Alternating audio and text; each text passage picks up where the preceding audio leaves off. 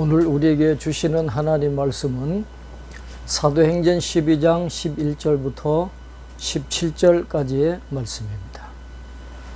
이에 베드로가 정신이 들어 이르되 내가 이제야 참으로 주께서 그의 천사를 보내어 나를 헤롯의 손과 유대 백성의 모든 기대에서 벗어나게 하신 줄 알겠노라 하여 깨닫고 마가라 하는 요한의 어머니 마리아의 집에 가니 여러 사람이 거기에 모여 기도하고 있더라 그랬습니다.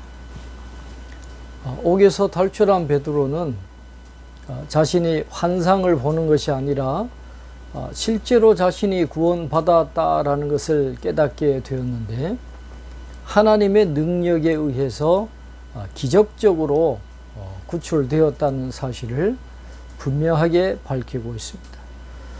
마가라 하는 요한의 어머니 마리아의 집으로 가서 거기서 기도하는 성도들을 만나게 되었는데 사도행전 12장 25절 바나바와 사울이 부조를 전달하는 일을 마치고 마가를 데리고 예루살렘에서 안디옥으로 돌아갔다라고 되어 있는 것을 보면 아마 이때 베드로가 사울과 접촉하는 시간을 가지지 않았을까 그렇게 추측을 하게 됩니다.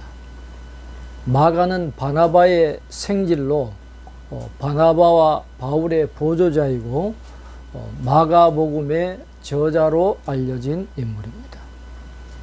요한은 하나님은 은혜로우시다라는 뜻의 히브리어 이름이고 마가는 헬라어 이름입니다.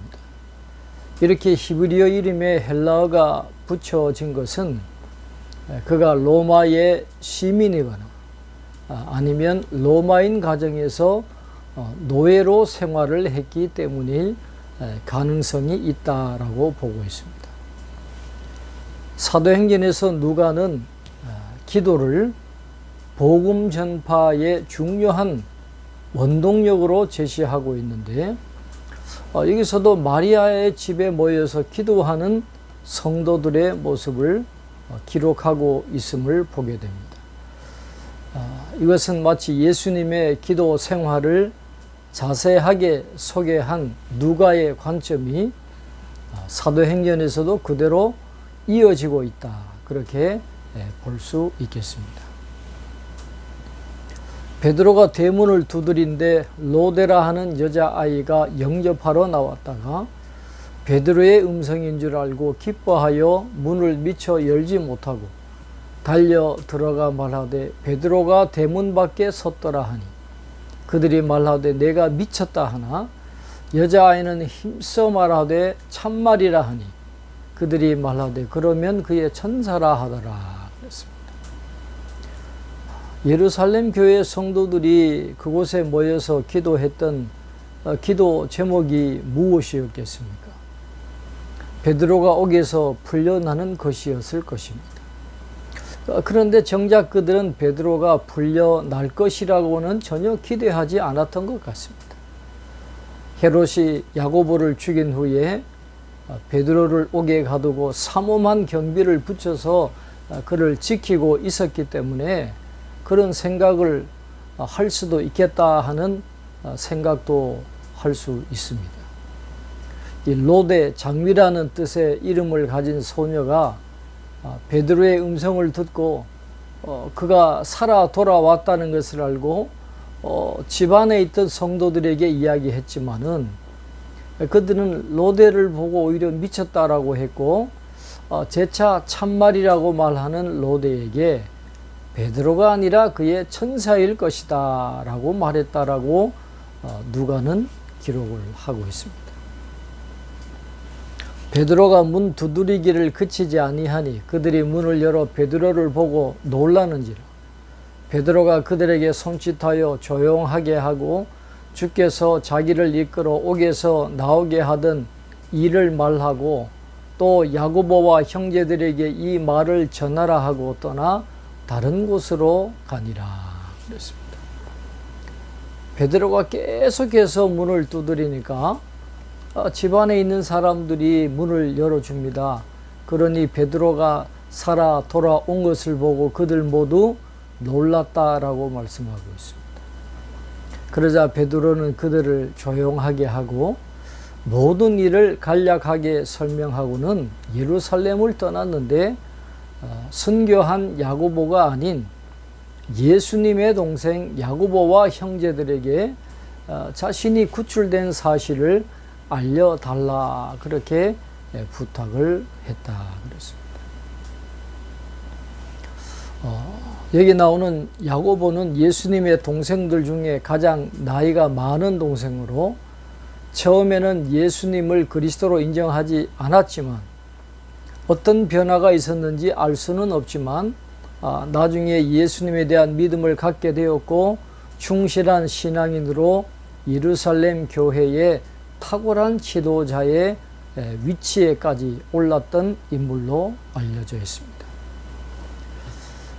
알려지는 바에 의하면 그는 예리한 통찰력과 깊은 사고력을 갖고 있어서 초대 교회에 큰 영향을 끼쳤다라고 알려져 있습니다.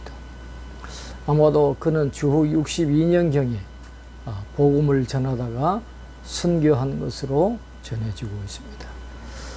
베드로를 통해서 놀라운 기적을 경험하게 하신 하나님께서 베드로를 통해서 그의 고백을 통해서 이 예루살렘 교회에 새로운 힘을 주었고 또 베드로는 또다시 복음을 전하기 위해서 다른 곳으로 나아갔다라고 하는 이 사실을 통해서 우리가 다시 한번 살아계시는 하나님의 능력과 은혜가 오늘 이 시대에도 역사한다는 것을 알고 기도를 통해서 그런 능력을 체험하고 그 체험과 또 그 은혜를 통해서 우리가 힘을 얻고 남은 생애를 끝까지 잘 믿음의 삶으로 아름답게 완성해 나가는 저와 여러분이 될 수 있기를 바랍니다.